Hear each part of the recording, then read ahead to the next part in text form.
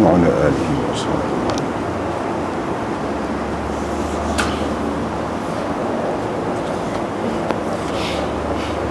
Bab hukmi man farraqa amral muslimin wa huwa mujtami'un. Bab hukum orang yang memecah belahkan perpaduan umat Islam ketika mereka sedang bersatu padu ataupun teguh, dalam keadaan mereka teguh.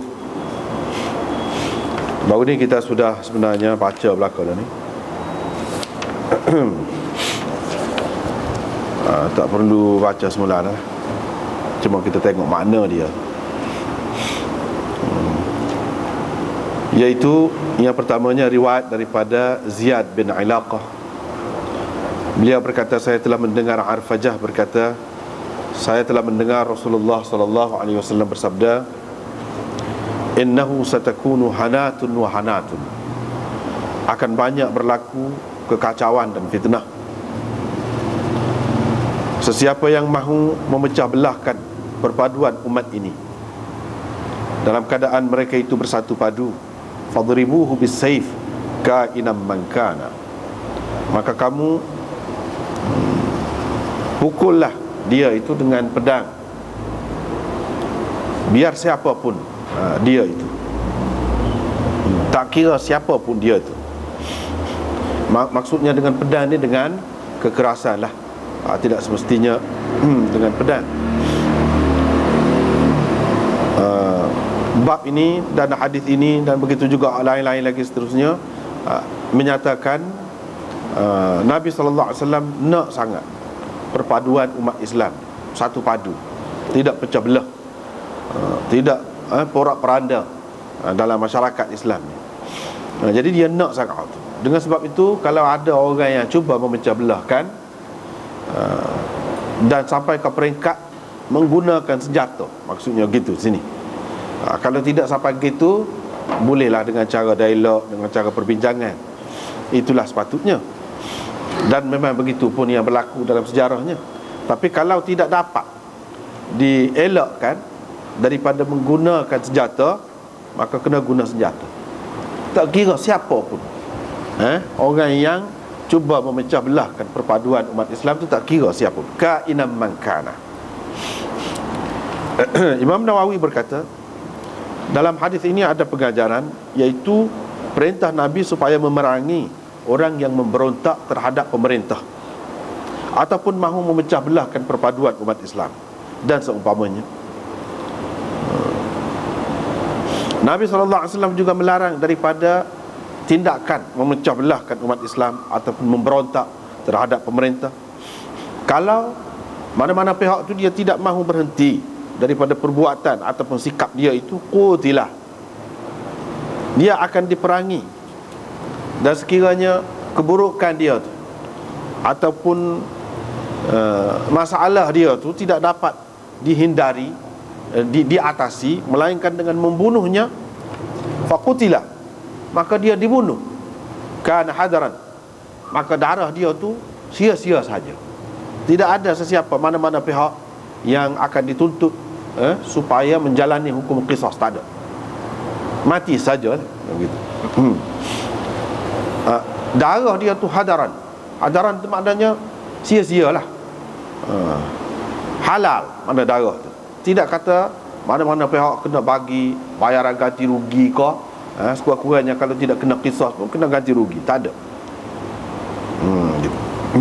Fadribuhu bisayf. Dalam riwayat yang lain Imam Nawawi kata faqtulu, kamu bunuh dia. Maknanya illam yandafi' illa bidzalika, jika kekacauan yang dia timbulkan itu tidak dapat diatasi melainkan dengan cara kekerasan tadi. Tapi kalau boleh diatasi dengan cara yang lain, maka kena ikut cara itulah dulu. Kalau tak boleh juga, maka ini hadis ini memberi kebenaran kepada pemerintah untuk memadamkan fitnah yang ditimbulkan itu. Sebab dia tidak memberi kebaikan. Tidak memberi kebaikan.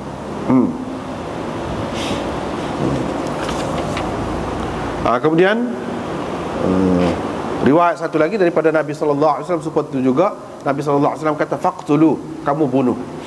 Tadi dia kata fadribuhu bisayf. Dan seterusnya riwayat daripada Arfajah lagi, katanya saya telah mendengar Rasulullah SAW bersabda, man atakum wa amrukum jami' ala rajulin wahid. Sesiapa yang datang kepada kamu, yakni sesiapa yang memberontak di antara kamu ketika kamu telah bersepakat menerima seseorang, yakni sebagai khalifah, sebagai pemerintah, pemimpin agung. Pemimpin agung yang dimaksudkan di sini, bukan hak bawah-bawah tu tak kenal, nak berjatuh, nak singkirkan dia, tak apa hak tu. Nak berontak, tunjuk perasaan biar dilucutkan jawatan dia, tu tak apa. Ni hak nombor satu. Itu maksudnya khalifah di sini. Yuridu an yashqa asakum. Dia bermaksud nak memecahkan tongkat kamu.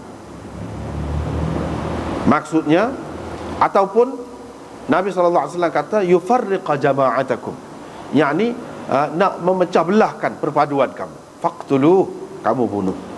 Bunuhlah dia. Mana tak boleh. Dia pemimpin nombor satu tak boleh. Pemimpin lain pun untuk keamanan, demi keamanan kita tak boleh buat perkara-perkara yang seumpama ini.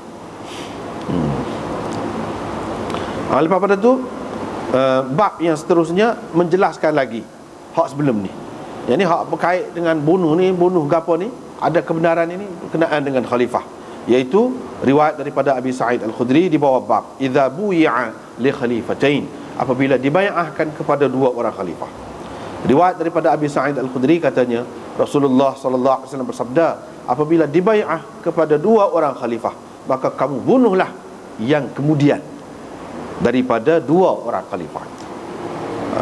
Kalau yang pertama sudah diterima baik dah, tak ada apa dah, molek dah, maka naik yang kedua. Sebab itulah dalam perbincangan kita minggu lepas kan banyak dah kita bincang, maknanya pemimpin-pemimpin dulu buat apa yang dia tekan, hak bawah hak naik. Dia ada alasan. Alasannya ni hadis-hadis ni lah. Siapa-siapa pun. Sebab itu kainam mangkana, kalau Yazid tu bertindak begitu kepada terhadap Sayyidina Husain yang memberontak, maka ada alasan bagi dia. Dan ulama-ulama pula mana terima pada masa tu sahabat tidak kata dengan sebab dia buat ini pakat tinggal belakang dia. Tak. Begitu juga di zaman Abdullah bin Az-Zubair. Pemerintah semasa tu bertindak terhadap dia. Sebab apa? Sudah diterima orang lain dulu, dia tu kemudian. Dia bukan kau ni. Tapi itu sudah jadi termasuk dalam, sudah jadi sejarah kita lah. Berlaku begitu. Berlaku begitu dan sampai mati. Semua tu bukanlah kita mana suka dengan mana-mana pihak tu mati, tetapi bagi pihak pemerintah semasa tu dia ada alasan. Alasan apa hak ni? Hak ni. Kalau kita perhati semua tu, misalnya Yazid sudah diterima dia, sudah diterima. Sayyidina Husain tu mari kemudian secara senyap-senyap yang ni memberontak lah. Jadi atas dasar kainam mangkana tadi mana boleh. Itu alasannya. Dan Sayyidina Husain pun sebenarnya dia terpedaya sebenarnya. Kesian lah. Itu dalam sejarah yang saya sendiri pun ada tulis, dan insya-Allah tak lama lagi akan keluar dalam bentuk yang lebih comel lagi, dalam bentuk buku dengan lengkap lagi, kemah lagi, berkenaan dengan pembunuh Sayyidina Husain ni siapa. Di situ ada dijelaskan banyak perkara lah. Banyak perkara. Sebenarnya kalau kita perhati molek sejarah tu, perhati molek, selidik molek, tidak nampak Yazid yang bunuh. Tidak lagu tu. Ataupun pihak pemerintah yang bunuh Sayyidina Husain, tidak berlaku gitu. Dan Sayyidina Husain pun banyak dia menyesal. Kata-kata dia pun banyak dalam kitab-kitab kita, dalam kitab-kitab Syiah sekalipun ada sebut bahawa yang membunuh dia tu, yang berhadapan dengan dia tu adalah orang-orang Syiah Kufah yang menjemput dia, tulis surat pada dia suruh pergi ke Kufah. Kononnya mereka akan membela dia. Tetapi dia telah dibiarkan begitu, mereka sebaliknya telah membunuhnya. Jelas dalam kitab-kitab dia ada sebut. InsyaAllah akan keluar tak lama lagi, insyaAllah. Kalau kita perhati gitulah. Begitu juga Ibnu Zubair. Baru ni kita sudah bacakan Abdullah bin Umar tak mau terima apabila Abdullah bin Muti' tu pergi dakwah orang, ajak orang supaya ikut Abdullah bin Zubair nak berontak terhadap pemerintah. Dia tidak setuju. Ini sikap sahabat-sahabat. Sahabat-sahabat ni nak kepada perpaduan. Kalau katakanlah ada sikit lah kekurangan pun, kita pun masih boleh terima lagi. Masih boleh terima lagi, kena sabar lagi. Dan ini kita dapat lihat dalam hadis lepas ni. Kalau buat, katakanlah dia buat maksiat lah, dia gitu gini, tak boleh lagi. Tidak mengharuskan kita memberontak. Sebab apa? Akibat dia tu besar.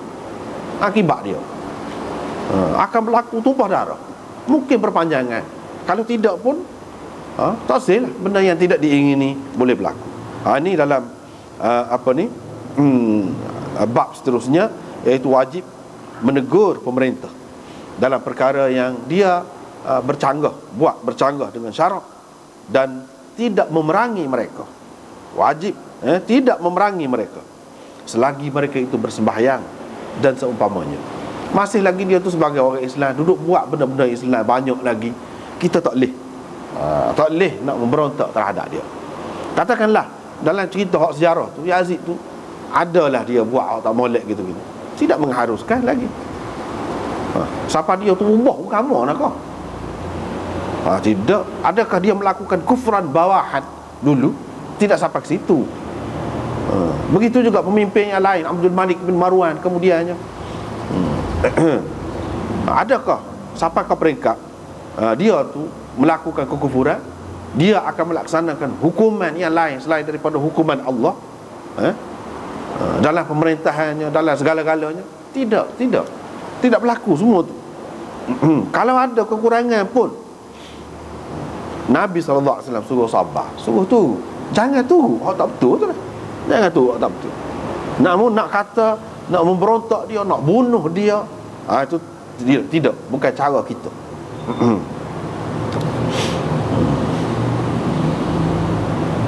Riwayat daripada Ummi Salamah bahawa Rasulullah SAW bersabda, akan ada ramai pemerintah, maka kamu akan mendapati ada perkara ma'ruf yang mereka lakukan, dan kamu akan mendapati ada juga perkara mungkar yang mereka lakukan. Itu makna ta'rifun wa tunkirun. Yani hak kamu nak puji pun ada, hak kamu nak keji pun ada. Akan ada hak lagu tu. Tidak kata 100% bersih. Tidak gitu. Faman arafa bari'ah. Sesiapa yang kenal, berarti dia terlepaslah, bebaslah dia.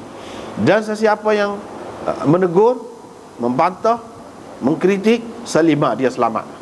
Tetapi hak tidak selamat dan tidak terlepasnya orang yang redha dan mengikut dia, tu hak tak boleh. Jadi sesiapa yang kenal ini, maksud apa? Sesiapa yang kenal benda yang buat tu, tahu benda yang dia buat tu benda mungkar, tidak keliru kepada dia, dan dia tak setuju lah bila dia tahu tu. Sesiapa yang kenal ataupun tahu hak pemimpin tu buat adalah perkara mungkar, maka dia tak mahu tu.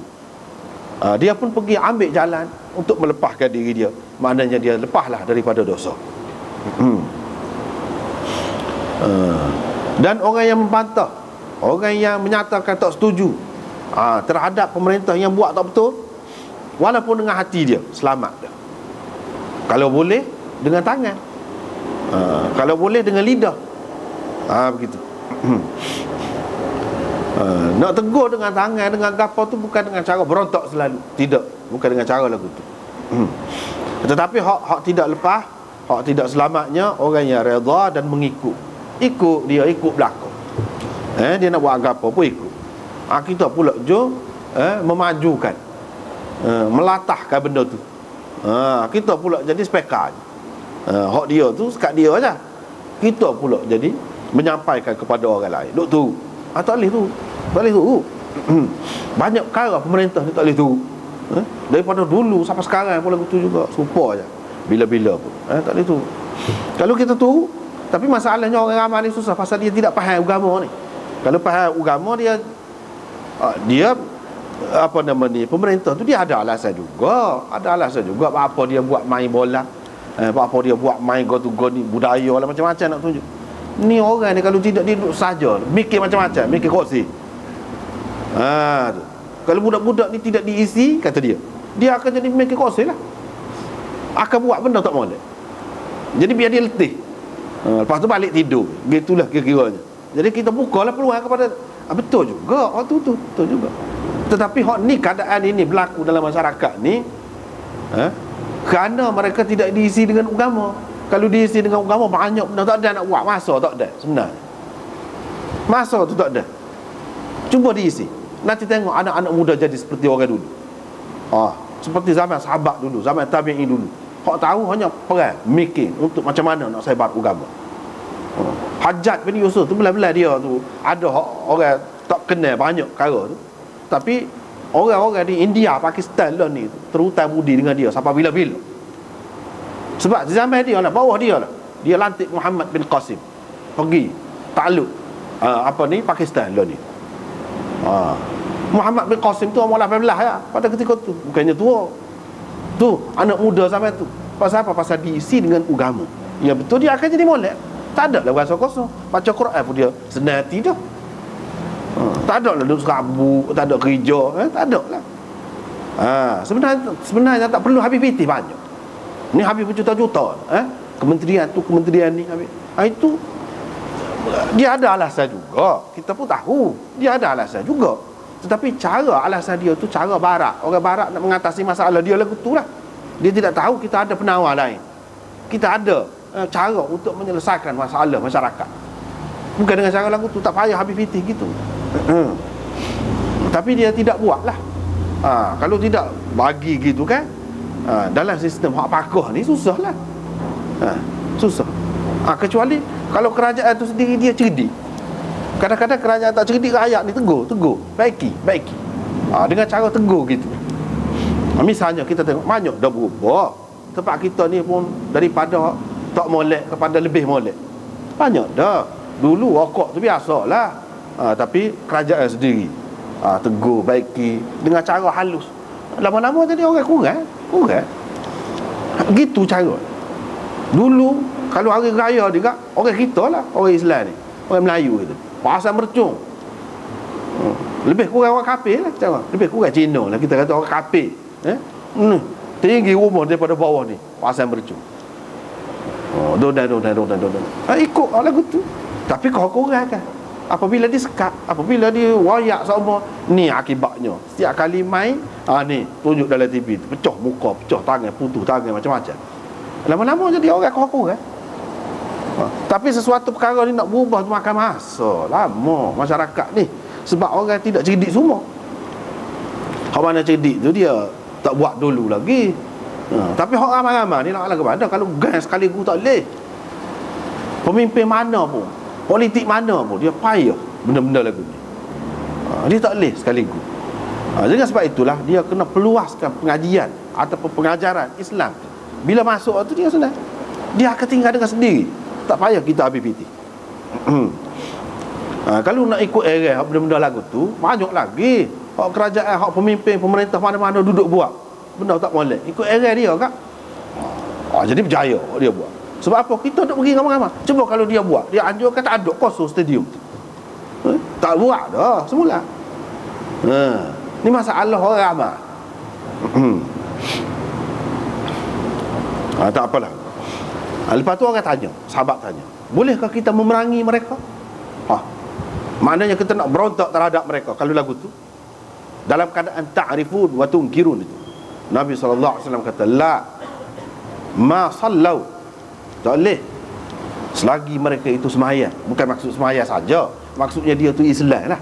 Selagi dia tu Islam, duduk buat syiar Islam, duduk buat hak Islam, kita tak boleh. Dengan cara tadi lah, dengan cara tegur, dengan cara baiki, dengan cara jadi tegur tu taghyir mungkar itu, falyughayyirhu biyadi.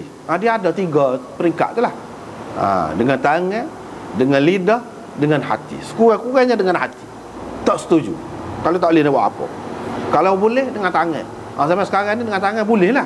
Pakoh tu boleh pakoh. Itu pun dengan tangan juga tu. hak nyata, hak mudahnya kita kata. Ataupun sekat dia, halan dia, benda ni payah, payah. Pasal apa dia banyak lapis tu, banyak lapis. Sesak ni pula, sesak ni pula. Sampai satu peringkat tak lagi dah kita. Sekat tu je lah. Nak baiki semua, dia kena Islam semua sekali, baru selesai. Kalau sekerak je Islam, susah, tak boleh. Lepas tu riwayat daripada Ummi Salamah isteri Nabi SAW, daripada Nabi SAW, baginda bersabda, akan dilantik memimpin kamu ramai pemerintah, pemimpin, fata'rifun wa tunkirun, sebab tadi juga. Sesiapa yang benci, tak suka, dia akan terlepas jadi daripada dosa. Dan sesiapa yang bantah, tegur, faqad salima, dia selamat. Tetapi orang yang redha dan ikut, hak tu hak dosa, hak salah, hak tu hak salah. Mereka berkata, wahai Rasulullah, bolehkah kita memerangi mereka? Nabi SAW kata, tak boleh, ma sallau. Yang ni orang yang benci, tidak suka dengan hati dia dan bantah dengan hati dia, itu hak sekurang-kurangnya, dia tu selamatlah. Tak boleh ni selagi dia duduk buat hak Islam, dia nak Islam, dia memikirkan orang Islam. Ada sikit-sikit tu dia sakit baki dia lah, hak lama-lama tu kan, perangai lama tu, dia ada lah hak minat lagi tu, dia pergi lagi tu lah. Lepas tu asal lagi ni daripada Ummi Salamah juga seperti tu juga, ghaira annahu faman ankara, dia kata faman ankara faqad bari'a wa man kariha faqad salima. Tu dia kata, lafaz dia tu beza sikit. Hak ni pula akhir sekali tu, dia kata semua adat, cumanya kata-kata Nabi SAW hak akhir, walakin man radhiya wa taba'a, hak tu tak ada sebut. Maknanya riwayat ini ada riwayat yang panjang, ada riwayat yang ringkas, ada hak buai sana sini, ada. Tetapi dengan kita buat mari ataupun letak depan semuanya seperti yang dilakukan oleh Muslim ni, kita akan dapat tahu hak ni ada kaitan dengan hak ni, hak ni ringkasan kepada hak ni, kita boleh tahu. Cara Imam Muslim buat tu lah gitu lah. Dia hak mari belakang, hak ringkas dia hak mari, hak tak ada hak ni sekerak pun dia hak mari juga, kita boleh tahu belakang lah apabila kita letak depan seperti yang Imam Muslim buat. Bab khiyaril a'immah wa syirarihim. Ini bab pemimpin-pemimpin terpilih dan pemimpin-pemimpin yang jahat, yang tidak baik, pemimpin yang baik dan yang tidak baik. Cara nak kenalnya pemimpin yang baik lagu mana, pemimpin yang tidak baik lagu mana, hak Nabi SAW boleh kita tahu daripada hadis-hadis Nabi SAW. Kalau kita tengok dalam kitab-kitab hadis ni, dia ada dua bab utama lah. Satunya kitabul imarah, satu lagi kitabul qada. Dalam dua bab ni dia ada banyak berkait, boleh katakan semuanya berkait dengan pemerintahan. Dalam dua bab, dalam kitab hadis mana-mana pun bab besar-besar ni dia ada.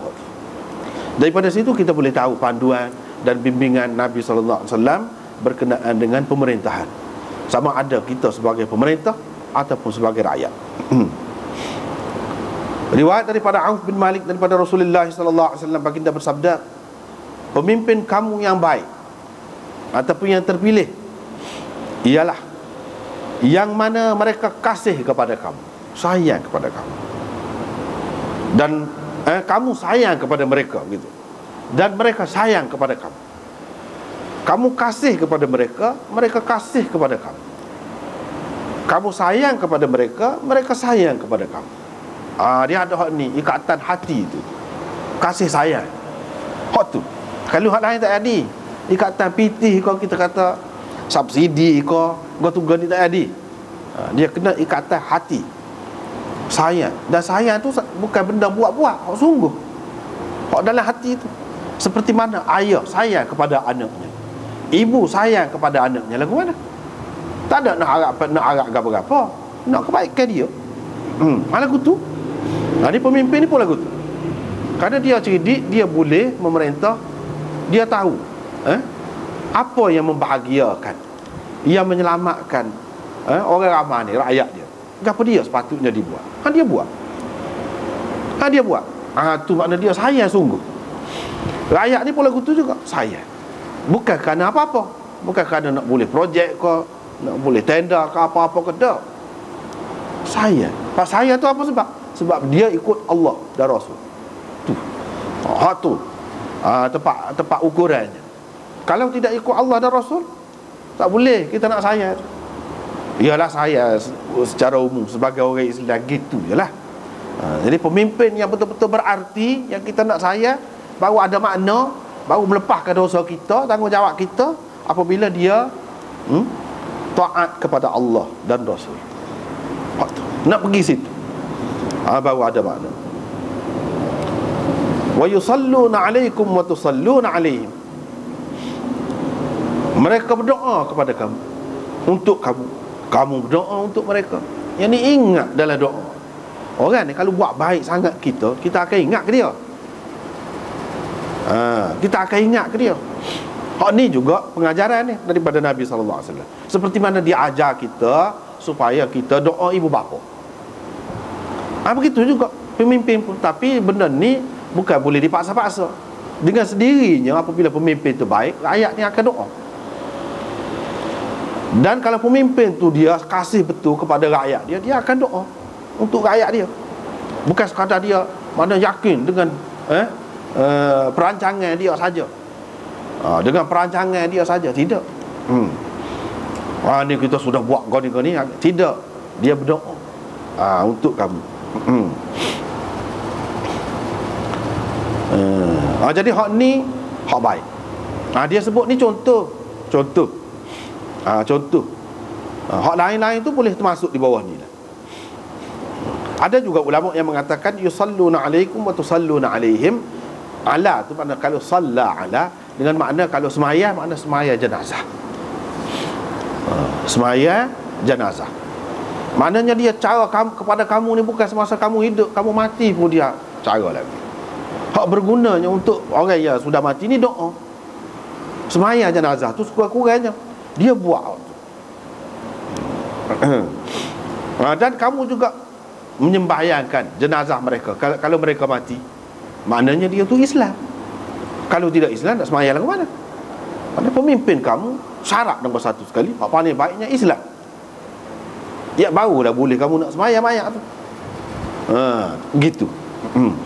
Ada juga dengan makna doa seperti makna yang pertama tadi, dia salli ala, salla ala juga, jadi mutaaddi dengan ala. Wa salli alaihim inna salataka sakanul lahum, misalnya dalam ayat tu. Di situ makna doa tu, kamu doalah untuk mereka. Khudh min amwalihim sadaqatan tutahhirhum wa tuzakkihim biha wa salli alaihim. Mana Allah SWT perintahkan Nabi SAW supaya mendoakan orang yang bagi zakat. Di situ bukan makna semaya, tak, makna doa. Jadi boleh kedua. Kalau kita kata nak doa pun, doa ni luas. Apa ni, semasa hidup, selepas mati. Kalau selepas mati, mana boleh doa? Orang Islam lah. Kalau orang kafir tu boleh lagi doa semasa hidup ni.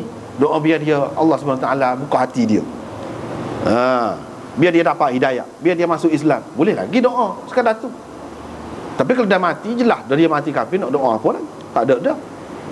Tak boleh dah doa untuk orang kafir, tak boleh. Maknanya di sini Islam tu dah buat satu sekali, barulah boleh kita doa semasa hidup dan selepas mati.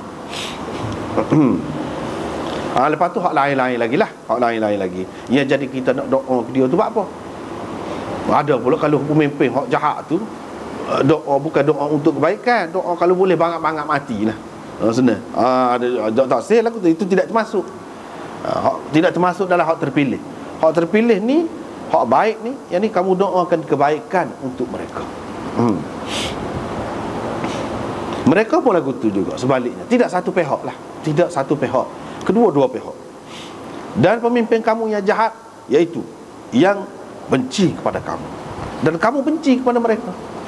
Kamu laknat mereka, mereka laknat kamu. Jadi begitu keadaannya. Duduk bala antara rakyat dengan pemerintah ni, tidak molek hubungannya. Tidak molek. Bukan setakat benci gitu saja, tak. Sampai nak bunuh dah kalau boleh.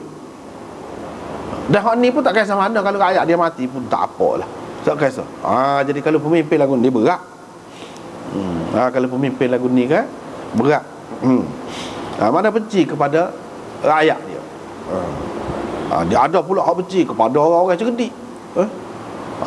Benci kepada lawan politik dia misalnya, tak boleh benci. Kalau sama Islam, lawan politik pun boleh jadi ada kebaikan pada dia.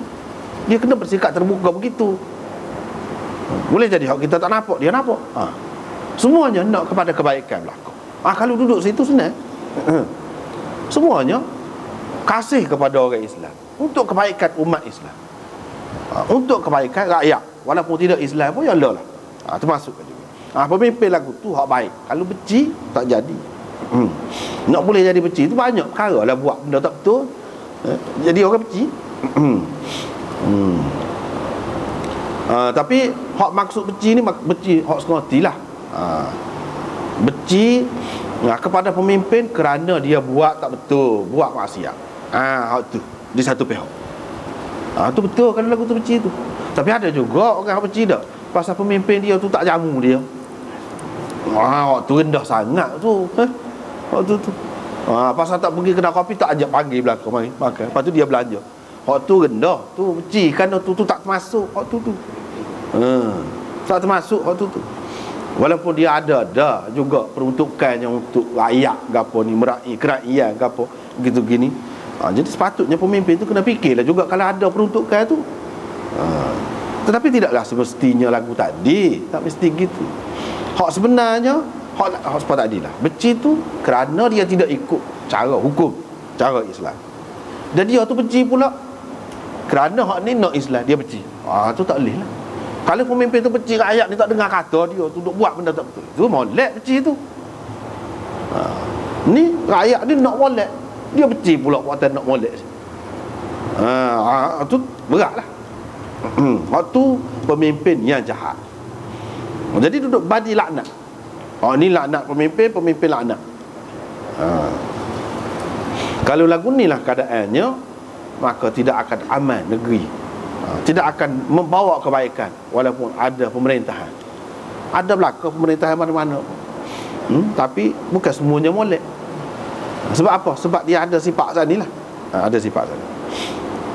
Orang pun tanya, wahai Rasulullah, afala nunabidhuhum bisayf, bolehkah kita singkirkan mereka dengan menggunakan pedang? Nabi SAW kata, la, tak boleh. Lagu tu pun bolehkah kita nak dengan pedang? Qala la ma aqamu fikumus salah, tak boleh selagi dia mendirikan sembahyang di kalangan kamu. Mendirikan sembahyang di kalangan kamu, dia tidak halal kamu sembahyang, dia pun sembahyang juga. Begitulah. Dan dia pun ambil berat juga berkenaan dengan sembahyang. Wa idza ra'aytum min wulatikum syai'an takrahunahu fakrahu 'amalahu. Kalau kamu tengok apa-apalah daripada pemimpin-pemimpin kamu ni hak kamu tidak senangi, maka kamu bencilah kepada perbuatan dia tu. Hak dia buat tu kamu jangan kenal lah. Tapi jangan tarik diri daripada memberikan ketaatan kepada pemerintah. Jangan kamu menarik tangan kamu daripada ketaatan. Jadi, tapi kamu kena terima juga dia tu. Cuma tak kenal atas benda kecil-kecil. Maknanya di sini Nabi SAW mengajar kita supaya dalam keadaan terutama akhir zaman ni, zaman kemudian ni, supaya kita boleh membezakan mana baik, mana buruk. Nak cari orang baik belaka, payah lagu tu. Zaman kemudian nak cari orang buruk belaka pun payah juga. Sebab kurangnya orang politik ni dia nak menipu. Nak suruh orang kata dia baik, sebenarnya dia tidak baik. Jadi payah juga. Hak adanya tengah-tengah tu. Adanya hak gitulah. Hak tengah-tengah. Jadi lagu mana kita nak buat, kita kena sedar hak mana molek, hak mana tak molek dia. Jangan kita nafikan hak molek dia. Hak molek tu kita kena akui molek dia. Barulah. Kalau tidak dia akan kata kita ni, semua hak kita hak molek, kita buat tak nampak belaka. Hak tak molek tu tak ada dek pun dia buat. Jangan jadi lagu tu layak. Hak molek akui, barulah dia akan menilai layak ni. Dia menghargai, dia tahu, dia sebut benda ni benda molek kita buat. Lagu ni rupanya hak molek, dia kenal. Jadi pengajaran kepada dia. Kalau kita tak ada pun markah langsung dah ke dia, tak ada guna. Dia akan jadi gitu. Tak ada guna kita buat baik. Lama-lama kau kerah. Dia akan jadi gitulah. Kalau selagi dia tu pada asasnya molek, prinsipnya pada dasarnya molek, maka kita kena terima dia. Sebab apa? Nak berjatuh satu kerajaan itu bukan senang. Naik orang lain belum tentu lagi baik. Jadi tidak mudah benda-benda ni masalah politik, masalah kenegaraan ni tak boleh main-main. Mudah-mudah tak boleh. Itu pengajaran di sini. Kalau boleh kita baiki-baikilah, tampung. Lagi kain, lagi pakaian pun kita nak baiki kalau boleh. Ni benda besar ni. Benda besar ni. Tidak mudah. Tidak mudah. Kita nak dapat hak lebih baik. Kalau hak lebih baik pun ada hak lebih baik. Tetapi nak dapat hak tu bukan main kena tumpah darah sekian banyak. Tak boleh juga. Kalau hak lebih baik, yakin tidak berlaku. Tak apa lagu tu. Kalau lagu tu tak apa. Tapi biasanya tidak begitu. Kita berjangka tak ada apa-apa. Apabila buat tu, banyak pula jadi tumpah darah. Tak boleh lagu tu, tak boleh. Sebab apa? Yang akan perang, yang akan balasnya sama-sama kita. Sama Islam juga. Sama Islam. Siapa kau perekat bunuh-membunuh, itu mana bunuh sama Islam pula. Kerana perbezaan politik saja. Sama-sama nak orang Islam ni maju, sama-sama nak orang Islam ni baik, bagus, makmur. Tiba-tiba kerana tu boleh jadi kita boleh baiki lagi. Boleh baiki lagi. Itu maksud dia sini. Jangan kita tarik diri, jangan tidak taat. Pergi masuk hutan nak berontak, buat berlatih gitu gini. Kadang-kadang pemimpin ni terutama zaman kemudian ni lah, dia tidak tahu. Dia tu Islam. Kalau orang kata dia tidak Islam, marah dia pun tidak suka. Tapi dia tidak tahu Islam. Jadi dia kecek tu dalam keadaan jahil. Menjadi tanggungjawab mana orang agama ni mana royak kepada dia. Cuma dia jadi masalah bila masalah parti ni zaman kemudian ni. Kalau parti lawan tu tak betul belaka. Itu masalah macam. Tetapi kalau pemimpin ni bersikap terbuka, ini bukan masalah parti, bukan masalah politik, bukan masalah apa, masalah agama ni, tengoklah dalam kitab. Tidak nyabik orang ni parti gapo dak. Kalau duduk situ kan molek. Dan dia kena ada juga orang yang jenis hak dia nampak berkecuali lah. Tidak boleh menilai ni baik. Ada juga dia kata kita baik. Ni hak ni tak ada baik langsung. Hak ni ada baik. Jadi apa kata dia? Hak ni kena berlaku adil. Jangan pula nak mengampu. Dia kena royak betul. Betul. Begitu. Boleh jadi dia akan berubah. Dan banyak dah pun dalam masyarakat kita ni, alhamdulillah sudah berubah banyak.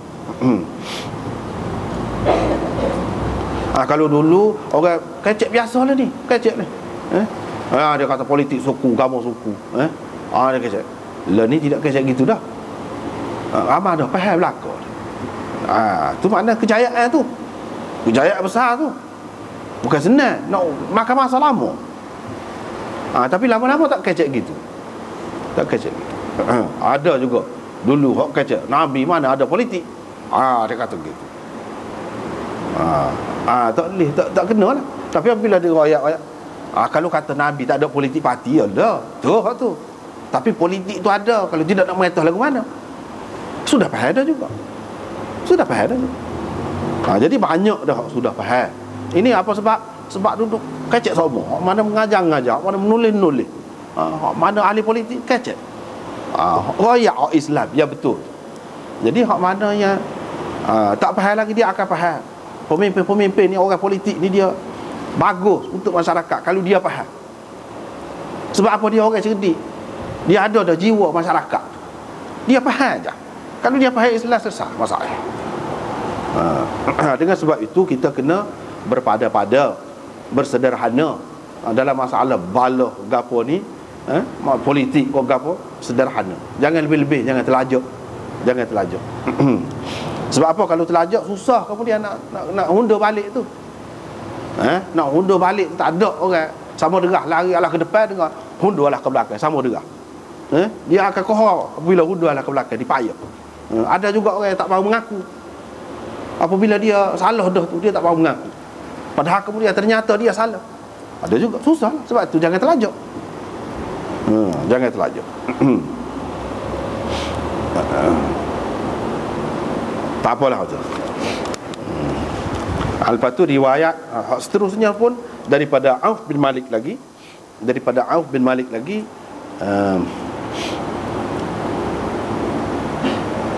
Sebab tu juga Nabi SAW larang, dia kata la ma aqamu fikumus salah.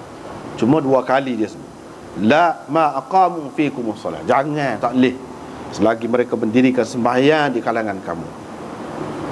Ketahuilah, sesiapa yang dikuasai oleh mana-mana pemimpin, lepas tu dia tengok pemimpin itu melakukan apa-apa maksiat kepada Allah, maka hendaklah dia benci kepada apa yang dilakukannya itu. Ya, jangan sokong, jangan terima, jangan ikut, jangan mengiyakan. Inilah benar. Kalau dia buat, kita jangan pergi tempat maksiat. Tapi kalau dia buat, kita nak pergi ramai-ramai, lagi segar lagi lah. Jangan pergi.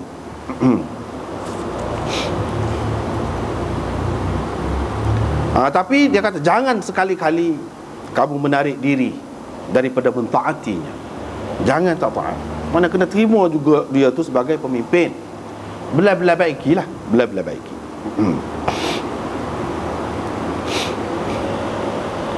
Ibnu Jabir berkata, saya pun kata kepada Ruzaiq rawi ini bila dia ceritakan hadis ini, saya kata Allahi,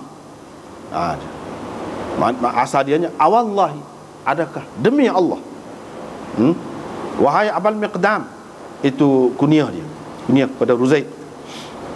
Dia menceritakan ini kepada engkau, ataupun engkau mendengarkan hadis ini daripada Muslim bin Qarazah, ni dengan nama Allah ni, aku nak tanya ni, dia kau begitu. Yang ni Muslim bin Qarazah dicerita kepada engkau hadis, ataupun kau dengar, dia kata saya mendengar Auf berkata, saya telah mendengar Rasulullah sallallahu alaihi wasallam bersabda. Maknanya masing-masing sebut saya mendengar, saya mendengar, saya mendengar. Ya kau ni lagu tu. Nak pasti. Qala, perawi berkata, fajatha ala rukbatai. Ruzaiq tadi dia pun melutut. Bila kata gitu dia pun melutut. Yang ni merapatkan lutut dia ni ke tanah. Wastaqbala al-qiblah, dengan menghadap kiblat. Dia kata wallahi, kata dia, ya demi Allah, Tuhan yang tidak ada Tuhan melainkan dia, aku benar-benar mendengar hadis ini daripada Muslim bin Qarazah. Dia kata, aku telah mendengar Auf bin Malik berkata, aku telah mendengar Rasulullah sallallahu alaihi wasallam bersabda. Dia nak tekan atas, aku mendengar, aku mendengar. Yalah kalau gitu.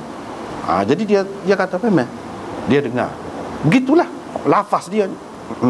Maknanya ini cermat perawi-perawi ini. Sebab apa nak kata aku dengar kata ni? Kalau kita kata orang tu kata, tidak semesti kita dengar. Orang ni kata, tidak semesti kita dengar dia. Betul, dia ada kata, tapi tidak semesti kita dengar. Dan orang wayak tu orang yang molek juga. Tapi itu tidak kuat, tidak sekuat kita kata kita dengar sendiri dia. Dengar sendiri.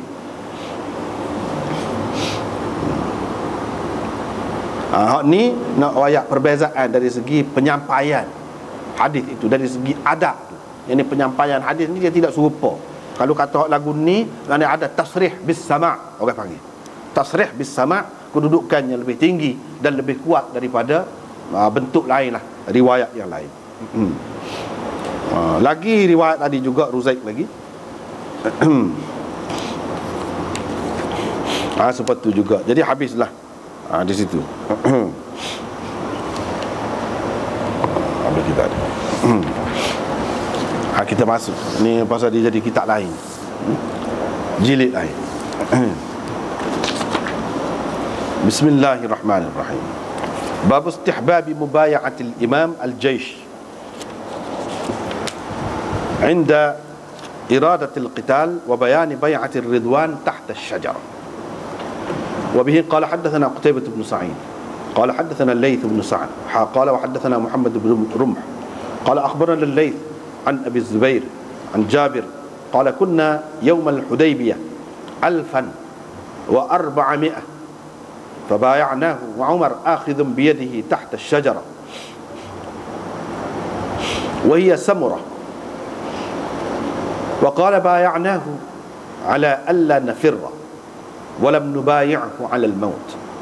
وبه قال حدثنا أبو بكر بن أبي شيبة قال حدثنا ابن عيينة قال وحدثنا ابن نمير قال حدثنا سفيان عن أبي الزبير عن جابر قال لم نبايع رسول الله صلى الله عليه وسلم على الموت إنما بايعناه على ألا نفر. وبه قال حدثنا محمد بن حاتم قال حدثنا حجاج عن ابن جريج قال أخبرني أبو الزبير أنه سمع جابرا يسأل كم كانوا يوم الحديبية قال كنا 14 مئة فبايعناه وعمر آخذ بيده تحت الشجرة وهي سمرة فبايعناه غير جد بن قيس الأنصاري اختبأ تحت بطن بعيره. وبه قال حدثني إبراهيم بن دينار قال حدثنا حجاج بن محمد الأعور مولى سليمان بن مجالد قال ابن جريج وأخبرني أبو الزبير أنه سمع جابرا يسأل هل بايع النبي صلى الله عليه وسلم بذي الحليفة فقال لا ولكن صلى بها ولم يبايع عند شجرة إلا الشجرة التي بالحديبية. قال ابن جريج وأخبرني أبو الزبير أنه سمع جابر بن عبد الله يقول دعا النبي صلى الله عليه وسلم على بئر الحديبية. وبه قال حدثنا سعيد بن عمرو الأشعثي وسويد بن سعيد وإسحاق بن إبراهيم وأحمد بن عبده واللفظ لسعيد. قال سعيد وإسحاق أخبرنا وقال الآخران حدثنا سفيان عن عمرو عن جابر قال كنا يوم الحديبية 1400 فقال لنا النبي صلى الله عليه وسلم أنتم اليوم خير أهل الأرض. وقال جابر لو كنت أبصر لأريتكم موضع الشجرة. وبه قال حدثنا محمد بن المثنى وابن بشار قال حدثنا محمد بن جعفر قال حدثنا شعبة عن عمرو بن مرة عن سالم بن أبي الجعد قال سألت جابر بن عبد الله عن أصحاب الشجرة فقال لو كنا 100,000 لكفانا كنا 1500. وبه قال حدثنا أبو بكر بن أبي شيبة وابن نمير قال حدثنا عبد الله بن إدريس قال وحدثنا رفاعة بن الهيثم قال حدثنا خالد يعني الطحان كلاهما يقول عن حسين عن سالم بن أبي الجعد عن جابر قال لو كنا 100,000 لكفانا كنا 1500. وبه قال حدثنا عثمان بن أبي شيبة وإسحاق بن إبراهيم قال إسحاق أخبرنا وقال عثمان حدثنا جرير عن الأعمش قال حدثني سالم بن أبي الجعد قال قلت لجابر كم كنتم يومئذ قال 1400. وبه قال حدثنا عبيد الله بن معاذ قال حدثنا أبي قال حدثنا شعبة عن عمرو يعني ابن مرة قال حدثنا عبد الله بن أبي أوفى قال كان أصحاب الشجرة 1300 وكانت أسلم ثمن المهاجرين. وبه قال حدثنا ابن المثنى قال حدثنا أبو داود قال وحدثناه إسحاق بن إبراهيم قال أخبرنا النضر بن شميل جميعا عن شعبة بهذا الإسناد مثله. وبه قال حدثنا يحيى بن يحيى قال أخبرنا يزيد بن زريع عن خالد عن الحكم بن عبد الله ابن الأعرج عن معقل بن يسار قال لقد رأيتني يوم الشجرة والنبي صلى الله عليه وسلم يبايع الناس وأنا رافع غصنا من أغصانها عن رأسي ونحن 1400 قال لم نبايع على الموت ولكن بايعناه على ألا نفر. وحدثناه يحيى بن يحيى قال أخبرنا خالد بن عبد الله عن يونس بهذا الإسناد. وحدثناه حامد بن عمر قال حدثنا أبو عوانة عن طارق عن سعيد بن المسيب قال كان أبي ممن بايع رسول الله صلى الله عليه وسلم عند الشجرة قال فانطلقنا في قابل حاجين فخفي علينا مكانها فإن كانت تبينت لكم فأنتم أعلم. وحدثني محمد بن رافع قال حدثنا أبو أحمد قال وقرأته على النصر بن علي عن أبي أحمد قال حدثنا سفيان عن طارق بن عبد الرحمن عن سعيد بن المسيب عن أبيه أنهم كانوا عند رسول الله صلى الله عليه وسلم عام الشجرة قال فنسوها من العام المقبل. وبه قال حدثنا حجاج بن الشاعر محمد بن رافع قال حدثنا شبابه قال حدثنا شعبة عن قتادة عن سعيد بن المسيب عن أبيه قال لقد رأيت الشجرة ثم أتيتها بعد فلم أعرفها. وبه قال حدثنا قتيبة بن سعيد قال حدثنا حاتم يعني ابن إسماعيل عن يزيد بن أبي عبيد مولى سلمة بن الأكوع قال قلت لسلمة على أي شيء بايعتم رسول الله صلى الله عليه وسلم يوم الحديبية قال على الموت. وحدثناه إسحاق بن إبراهيم قال حدثنا حماد بن مسعدة قال حدثنا يزيد عن سلمة بمثله. وبه قال حدثنا إسحاق بن إبراهيم قال أخبرنا المخزومي قال حدثنا وهيب قال حدثنا عمرو بن يحيى عن عباد بن تميم عن عبد الله بن زيد قال أتاه آت فقال هذاك ابن حنظلة يبايع الناس فقال على ماذا؟ قال على الموت. قال لا أبايع على هذا أحدا بعد رسول الله صلى الله عليه وسلم. Ini bab elok imam berbai'ah dengan tenteranya pada ketika mahu pergi berperang, dan bab menyatakan bai'ah ridwan di bawah pokok di bawah pokok yang tertentu, di bawah pokok samurah.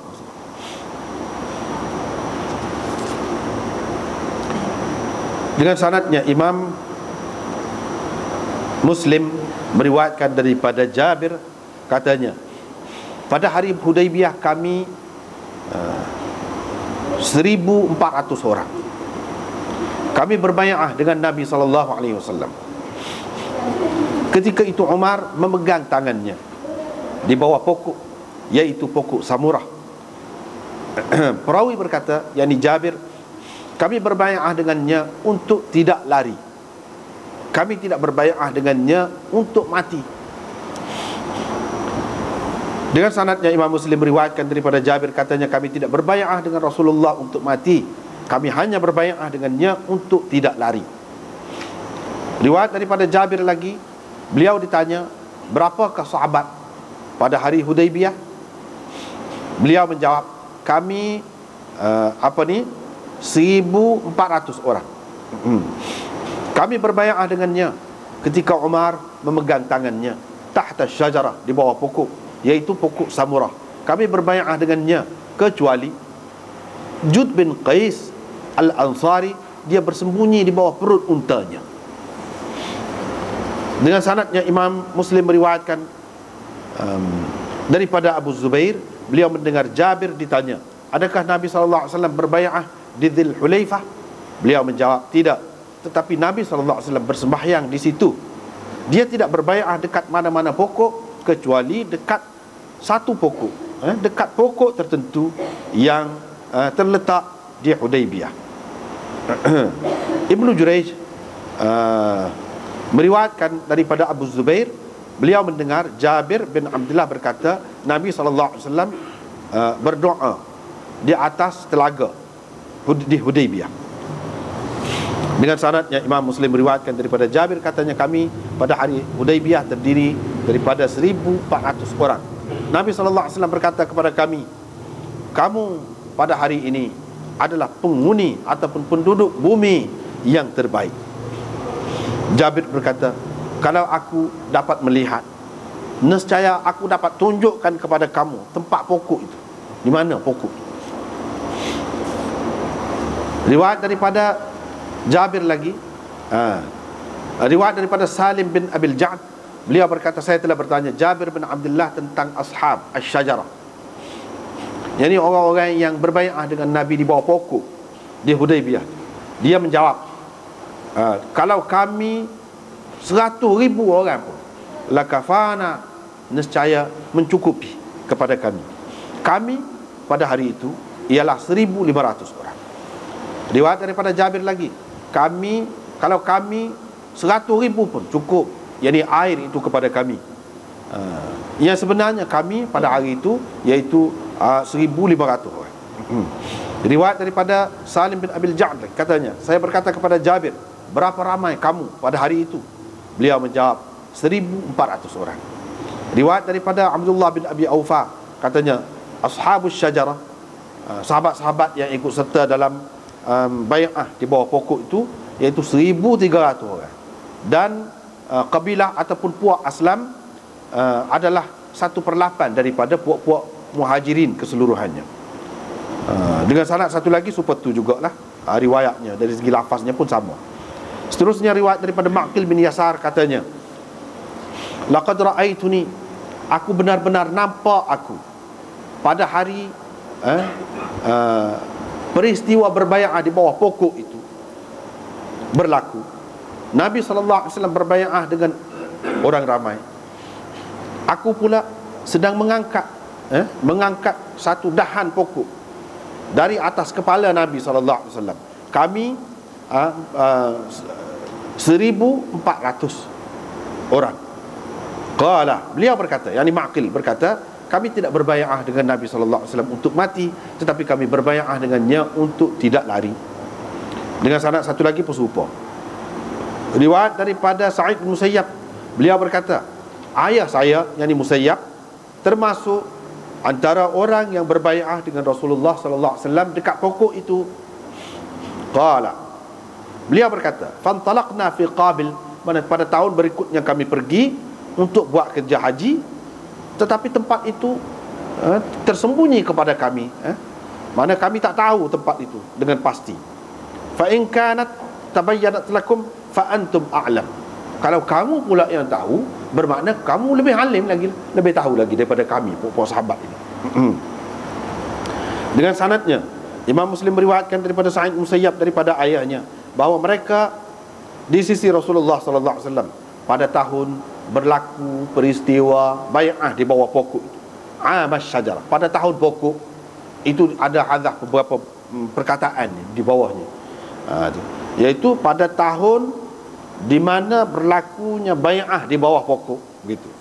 Qala, perawi berkata, fanasuhu minal 'amil muqbil, yani Musayyab berkata mereka lupa pada tahun berikutnya di mana ke pokok tu, sebab pokok tu bukan satu adanya, beberapa pokok.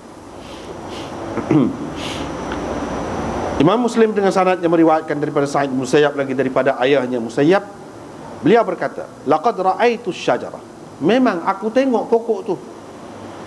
Lepas itu aku pergi pula, aku tidak dapat mempastikannya. Dengan sanadnya Imam Muslim meriwayatkan daripada Salamah, daripada Yazid bin Abi Ubaid maula Salamah bin Al-Aqwa'. Beliau berkata, saya bertanya Salamah, untuk apa, atas apakah kamu berbay'ah dengan Rasulullah SAW pada hari Hudaybiyah itu? Salamah menjawab, alal maut, untuk mati. Kamu bay'ah untuk apa? Dia kata untuk mati.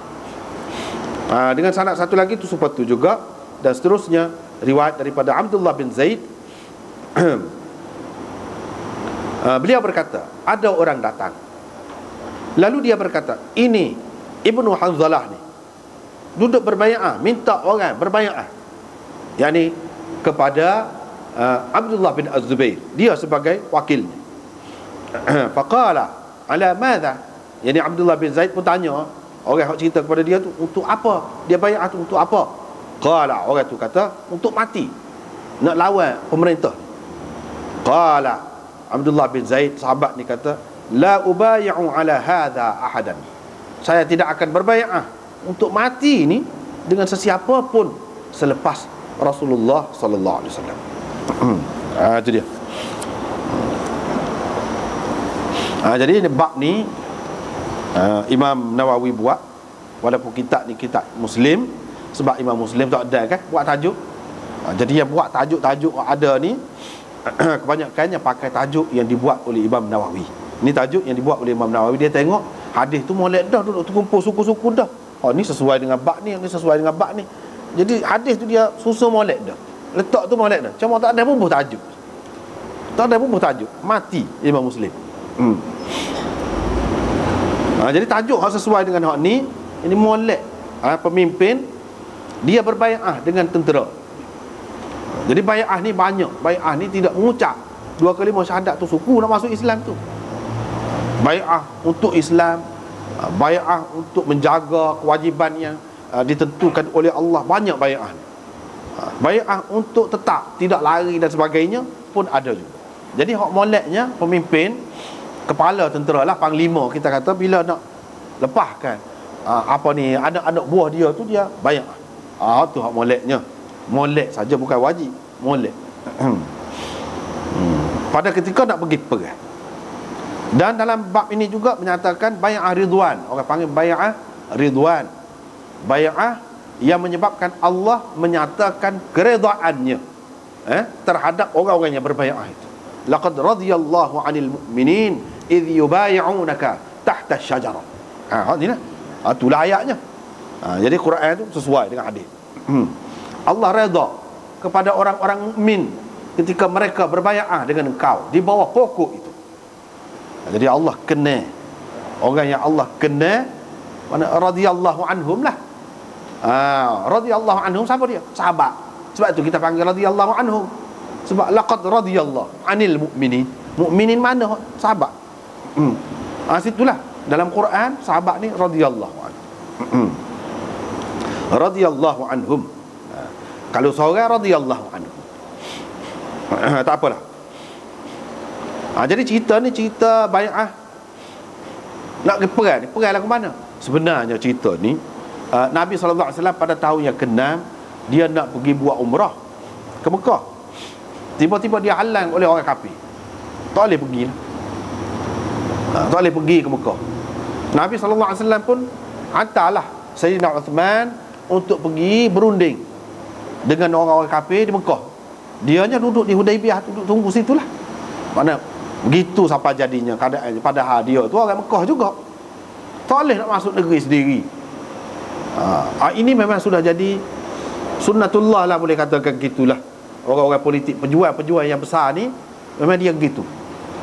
Tak boleh, kadang-kadang kena buat negeri, tak boleh masuk dalam negeri, kena hambak sana, hambak sini. Memang gitu. Nabi SAW pun gitu.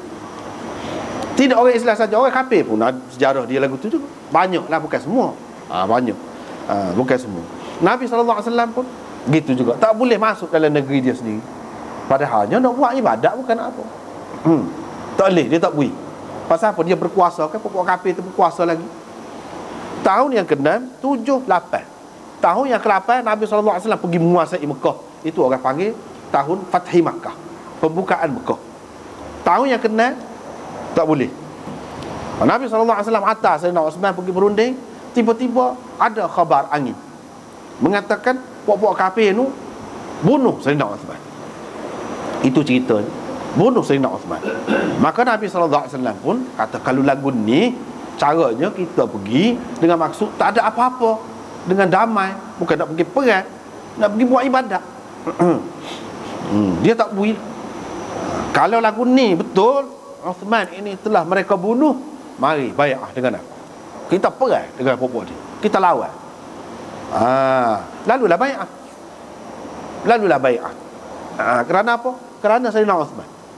Dalam hadis ni, kita hadis ni dalam Bukhari, dalam Muslim pun ada, kita jumpa, iaitu ada orang yang puak-puak musuh sahabat ni lah.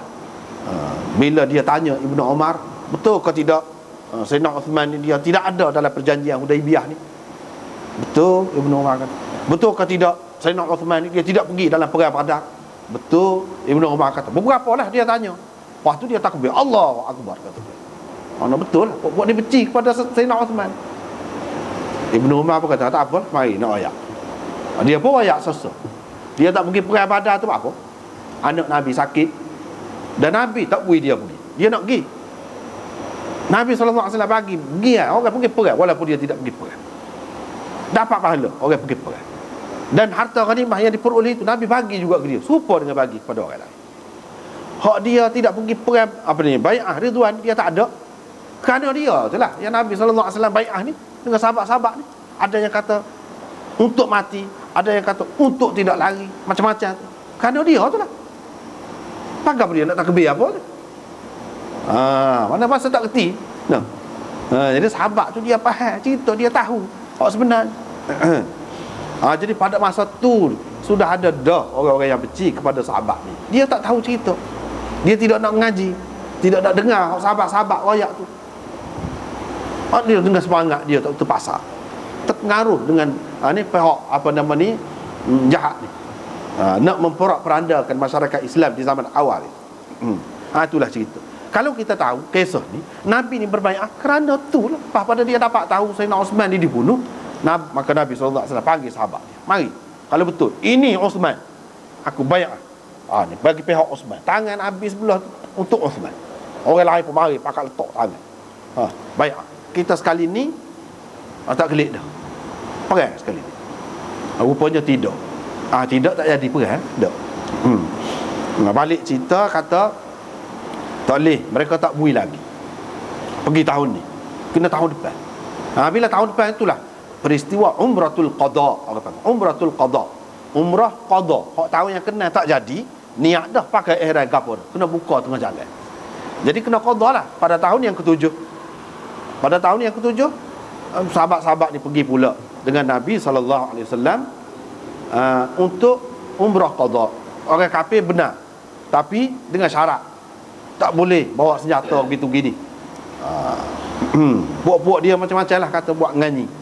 Tak apalah. Pada tahun yang ketujuh. Pada tahun yang ke-8, Nabi SAW menguasai Mekah. Habislah kuasa orang kafir Mekah.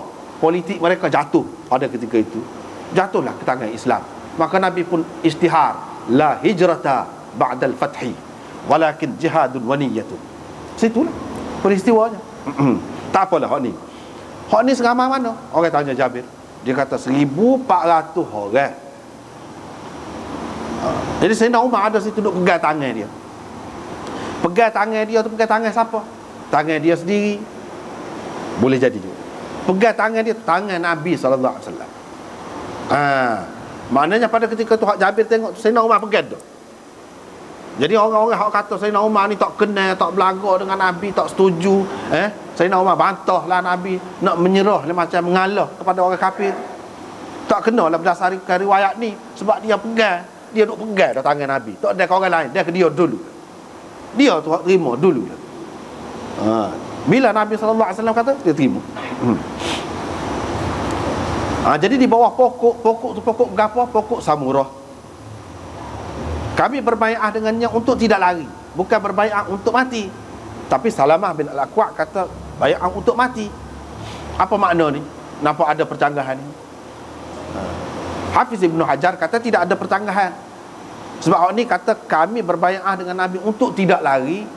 Dia sebutkan apa? Maksud dia maksudkan lazimnya. Apa yang mesti berlaku? Apa yang mesti terhasil daripada tidak lari? Apa dia hak mesti berlaku?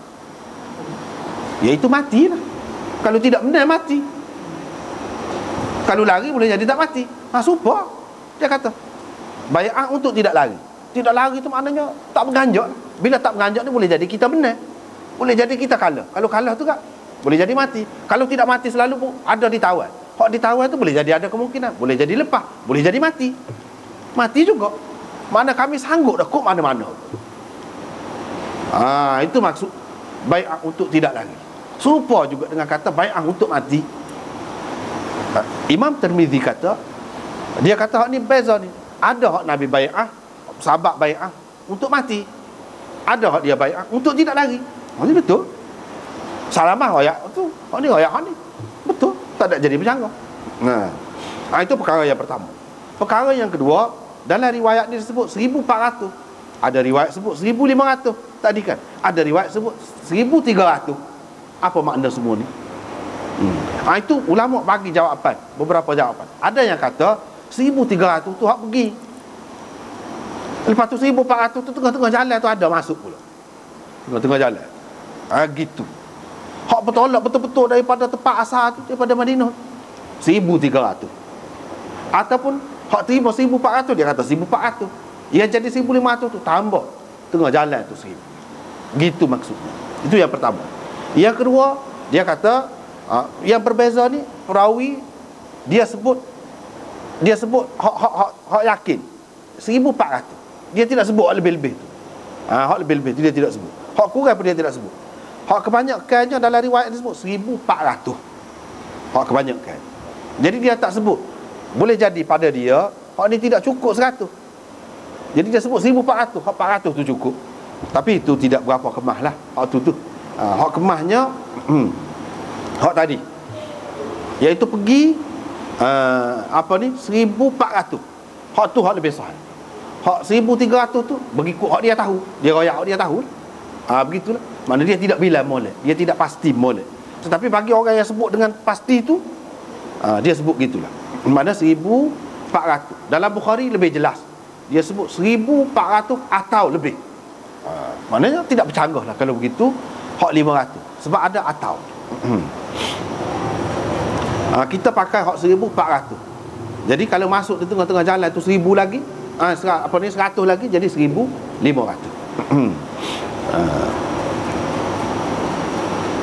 Itu perkara yang kedua. Perkara yang ketiga, bai'ah di bawah pokok. Dalam hadis-hadis ni kita tengok pokok ni, sahabat-sahabat ni cerita tak tahu dah lepas pada tu. Tak tahu. Dalam riwayat yang lain, dalam riwayat Bukhari ke apa, Ibnu Umar kata rahmat Allah Subhanahu taala jadi tak tahu tu. Sebab apa? Kalau tahu boleh jadi orang jadi akan berlaku pemujaan pula terhadap pokok. Dan Sayyidina Umar di zaman pemerintahan dia suruh orang tebal belakang. Sebab ada orang pergi duduk jajak, pergi duduk semayal lah, pergi duduk situ. Dia takut timbul fitnah. Jadi supaya agama-agama lain kan ada kan pokok Christmas, ada pokok bu dalam ajaran Buddha, bu. Di bawah pokok itulah dia dapat nirwana. Kalau orang Hindu pokok tulsi misalnya, ada berlaku. Jadi Islam ni pun boleh jadi berlaku begitu. Dia tahu dah. Jadi dia suruh tebal belakang. Itu riwayat yang sahih daripada Umar. Ada juga orang yang terima, dia kata sebenarnya Sayyidina Umar bukan larang. Kalau tempat tu memang betul hak tempat Nabi buat, boleh kita nak ambil berkat. Tapi oleh kerana sudah tidak pasti, zaman kemudian ni maknanya pergi tak tu kalau tak boleh. Hak pasti hak tu hak boleh. Tapi oleh kerana tidak pasti, tak ada pasal-pasal ni. Ini menimbulkan fitnah. Sebab itu dia suruh tebal. Kalau tidak sabit tu, kalau dia pasti, dia tidak akan tebal. Ada yang kata begitu. Mana dia tidak akan tebal. Sebab apa? Itu menjadi sejarah. Tapi apa yang telah berlakunya, sahabat-sahabat ni lupa, dia tak tahu, tak boleh nak kesan. Adalah hak kata Jabir kata, kalau aku boleh gelih lagi, kata dia, aku boleh royak pokok tu. Dia pula buta. Semasa tua, bila dia tua tu, dia royak pula. Kalau aku boleh tengok, kata dia, aku boleh royak, kata dia. Tapi dia buta. Kalau ada apa? Hak lain-lain, Musayyab tu ayah Sa'id bin Musayyab tu sahabat juga. Dia pun ada juga dalam peristiwa tu. Dah orang pakak pergi ni, ni riwayat yang ringkas. Orang pakak pergi dua ibadat ke apa situ. Dia kata, aku pergi sekali ada situ. Tahun depan tak tahu dah. Puak-puak kita tak tahu. Kalau kamu tahu ke, kamu lah lebih alim daripada puak-puak sahabat ni. Maknanya tak tahu. Ini rahmat Allah Subhanahu taala dari satu segi. Tetapi ini bukan bermakna kita tidak boleh, sahabat-sahabat ni tidak ambil berkat daripada Nabi SAW. Tidak lagu tu. Bahkan banyak contoh-contoh ambil berkat daripada peninggalan Nabi SAW itu ada. Dan itu tidak bercanggah dengan akidah Ahlussunnah wal Jamaah. Tidak bercanggah dengan akidah Ahlussunnah wal Jamaah. Dalam Bukhari, dalam Muslim ni banyak sangat riwayat-riwayat yang menunjukkan sahabat ni dia buat sebagai kenangan. Tetapi jangan melampau, jangan lebih. Jangan lebih. Tapi kalau boleh membawa kepada pemujaan, ada benda-benda tak molek, kalau ada pihak yang mengatakan tak boleh dah, dia jadi bahaya, jadi gitu gini, itu dia pilih jalan untuk saddal lidzari'ah. Takut orang jadi syirik, jadi benda yang lebih besar lagi berlaku yang tak molek. Maka ada kebenarannya juga. Jadi kita kena tengok keadaan. Mana kita orang Ahlussunnah wal Jamaah ni kena tengok keadaan. Dalam keadaan ni setara ni tak apa. Dalam keadaan ni kalau melampau, sudah berguli-guli dah kubur tu, pergi dah basuh dah kubur, air tu, batu nisan tu ambil buat berkat, itu bukan dia tu lagu tu. Itulah cerita. Kemudian di sini Ibnu Abi Aufa kata, puak-puak ni 1,300 dia kata. Tadilah yang kita jumpa tadi. Puak Aslam, apa dia sebut puak Aslam ni? Sebab Aslam ni puak dia. Dia ada puak-puak pula. Ni puak dia. Sebab tu dia sebut puak ni 1/8 daripada puak-puak Muhajirin. Mana ramai lah kira-kiranya. Berapa puak-puak Muhajirin itu semua sekali? 1,300 semua, atau 1,400, atau 1,500. Puak-puak Muhajirin ni berapa? Tak ada riwayat yang sahih. Tapi dalam riwayat Waqidi hak tak pakar tu, dia ada, dia sebut Jadi orang-orang muhajirinnya 800. Kalau 800 bermakna dia ni 1/8, makna 100 pokok dia. Mana hak lain tu bercampur-campur lah. Campur-campur. Dia berbangga lah. Mana kerana pokok dia, keluarga dia ni ramai. Dari kalangan muhajirin yang ikut serta. Itulah. Jadi berbangga dengan puak kerana dia ada kelebihan dia. Kelebihan tu berkait dengan agama, tidak salah. Tak apa. Tidak kata tak boleh berbangga. Bahkan ini termasuk dalam perkara yang membangkitkan semangat. Bangkitkan semangat. Tak apa lagu tu. Asalkan dengan maksud yang baik, tidak bercanggah dengan cara. Hak ni tidak bercanggah. Sebab apa? Anak cucu bila tahu pokok kita dulu begitu. Lepas tu ada hak jenis nakal lah, hak jenis jahat. Tak sesuai dengan tok nenek kita. Tok nenek kita bukan lagu tu. Dia mudah kita nak eret dia. Nak mengingatkan dia tu mudah. Tok nenek kita tidak lagu tu. Tok nenek kita jenis pejuang gini-gini, tengok. Apa mu jadi lagu tu? Ganjil seorang. Misalnya. Jadi ada orang yang bagi kita, dia mudah nak ingat. Tak salah. Itulah lebih kurang. Lepas tu hak akhir tu bai'ah untuk mati. Abdullah bin Zaid, sahabat ni, dia tak silap bila ada orang kata Ibnu Hanzalah. Baru ni kan kita sudah minggu lepas kita sudah bincang berontak terhadap Yazid di zaman Yazid. Nak lantik Abdullah bin Zubair sebagai khalifah. Termasuklah antara mereka ialah Abdullah bin Hanzalah Al-Ghasil, sahabat Nabi. Hak Nabi kata dia ni malaikat mandikan dia. Bila dia mati, malaikat matikan dia. Anak dia, bukan sahabat, anak dia, Abdullah bin Hanzalah. Dia ni juga jadi wakil bagi pihak Abdullah bin Zubair, pergi duduk ajak orang biar ikut Abdullah bin Zubair. Dia ni wakilnya, bai'ah lah. Jadi sahabat ni tanya, dia ajak orang bai'ah untuk apa? Ada orang wayak dia untuk mati. Tak ada lah kata dia. Aku tak sahih bai'ah dengan siapa-siapa pun lepas Rasulullah untuk mati. Maknanya serupa dengan Salamah bin Al-Aqwa' juga, dia ni bai'ah untuk mati. Lepas pada tu siapa-siapa pun tak sahih dia. Apalagi sama-sama Islam pula ni, nak berebut ni tak ada pasal lah. Nak mati-mati. Dia tak sahih. Sahabat tak sahih. Tetapi anak-anak muda ni adalah semangat. Semangat. Kadang-kadang dia tak faham pun benda tu. Jadi dia nak sokong, nak sungguh-sungguh. Gitulah. Orang muda kan dia mudah naik angin. Orang tua ni dia mikir panjang sikit. Dua. Satunya dia berbai'ah dengan Nabi untuk mati. Kemungkinan yang kedua iaitu dia tidak berbai'ah. Mana setara dengan Nabi dulu pun tidak berbai'ah untuk mati. Ini kan orang lain. Sama Islam pula ni. Dengan Nabi dulu, Nabi bai'ah untuk tidak lari saja, bukan untuk mati. Tak ada lah, aku tak say lah maknanya. Nak sama-sama Islam pula nak balas ni, nak bai'ah untuk mati pula dah. Mana ada dua kemungkinan di sini. Jawapan dia. Sekat itulah. Wallahu a'lam.